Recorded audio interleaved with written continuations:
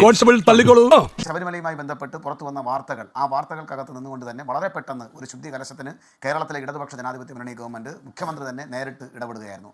മുൻ chief secretary ആയിരുന്ന ശ്രീ ജയകുമാർ സാറിനെ ആ ദേവസ്വം ബോർഡിൻ്റെ പ്രസിഡന്റായി കൊണ്ടുവരുന്നതിലൂടെ എല്ലാ കാര്യങ്ങളും കടുകുമണിയോളം ഏതെങ്കിലും രൂപത്തിലുള്ള തെറ്റായ പ്രവണതകൾ അവിടെ നടക്കുന്നുണ്ട് എങ്കിൽ ആ പ്രവണതകൾ പൂർണ്ണമായും ഇല്ലാതാക്കുന്നതിന് വേണ്ടിയിട്ടുള്ള വലിയ ഇടപെടലാണ് ആ മാറ്റത്തിലൂടെ ഇന്നിപ്പോൾ കേരളത്തിൽ കൈവന്നിരിക്കുന്നത്. എന്നിട്ട് പക്ഷെ പോയ കാലത്തിന്റെ പാതകങ്ങൾക്ക് അത് പരിഹാരമാവുന്നില്ലോ. സുരേഷ് കുമാർ, ഈ പ്രയാറിന്റെ കാര്യം ഒക്കെ വസ്തുതയോട് ചോദിക്കാം, അത് ചർച്ച ചെയ്യേണ്ടതാണ്. വാജുവാഹനം അന്ന് കൊടിമരം പുനർനിർമ്മിച്ചതിൽ ക്രമക്കേടുണ്ടോ അന്വേഷിക്കട്ടെ, SIT അന്വേഷിക്കണം. പക്ഷേ അതിപ്പോഴും നമ്മുടെ അനുമാനങ്ങളാണ്. ഇത് പ്രൂവൺ ഫാക്റ്റായി കിടക്കുന്ന, ക്ഷേത്രക്കൊള്ളയിൽ കിടക്കുന്ന നിങ്ങളുടെ രണ്ട് നേതാക്കളെ അല്ലെങ്കിൽ നിങ്ങളുടെ ഒരു ജില്ലാ കമ്മിറ്റി അംഗത്തിനെതിരെ പ്രാഥമികമായി നടപടി പോലും ചെയ്യാതെ പ്രയാറിന് നേരെ കൈകൂണ്ടാൻ നിങ്ങൾക്ക് ധാർമ്മിക അവകാശമുണ്ടോ സുരേഷ് കുമാർ? ഒരു കാര്യം മറ്റടുത്ത ചോദ്യം ചോദിക്കില്ല. ഈ ആളുകളെ സംബന്ധിച്ച് വളരെ കൃത്യതയോടുകൂടി അവർ ചെയ്ത കുറ്റത്തിൻ്റെ ഗ്രാവിറ്റിയെ സംബന്ധിച്ച് കൃത്യമായ വിവരം പുറത്തു വരുമ്പോൾ അവരെ സംബന്ധിച്ചുള്ള നടപടിക്രമങ്ങൾ പൂർണ്ണമായും CPM പോലൊരു രാഷ്ട്രീയ പ്രസ്ഥാനത്തിന്, ഉത്തരവാദിത്തപ്പെട്ട രാഷ്ട്രീയ പ്രസ്ഥാനത്തിന് നടപ്പിലാക്കാതെ മുന്നോട്ട് പോകാൻ വേണ്ടി സാധിക്കുകയില്ല.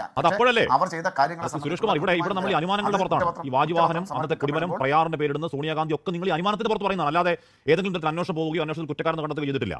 അന്വേഷണം നടത്തി, കുറ്റക്കാരെന്ന് കണ്ടെത്തി, ജാമ്യം ആവർത്തി നിഷേധിക്കപ്പെട്ട് കോടതിയും SITയും ആവർത്തിച്ച് ഇവർ ഡെലിബറേറ്റ്ലി ചെയ്ത ഈ പറഞ്ഞ കള്ള പങ്കുകാർ കൂട്ടുനിന്നു എന്ന് ഡെലിബറേറ്റ്ലി ചെയ്തതാണെന്ന് കോടതി പറയുന്ന അവരെ നിങ്ങൾ ചേർത്ത് പിടിക്കുകയാണ്.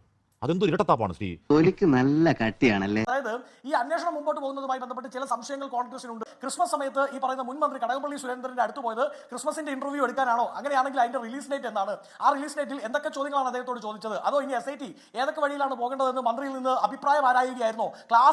ഈ ക്രാഷ് കോഴ്സിനൊക്കെ പോകത്തില്ലേ, നമ്മൾ അന്വേഷണവുമായി ബന്ധപ്പെട്ട ചില ക്രാഷ് കോഴ്സുകളുണ്ടല്ലോ, അതിന്റെ ഒരു ദിവസത്തെ ക്രാഷ് കോഴ്സ് കൂടാൻ വേണ്ടിയാണോ SIT കടകംപള്ളിയുടെ അടുത്ത് പോയത്? മാനോ മര്യാദയുള്ള ഒരു തെണ്ടിയില്ലടാ ഇവിടെ.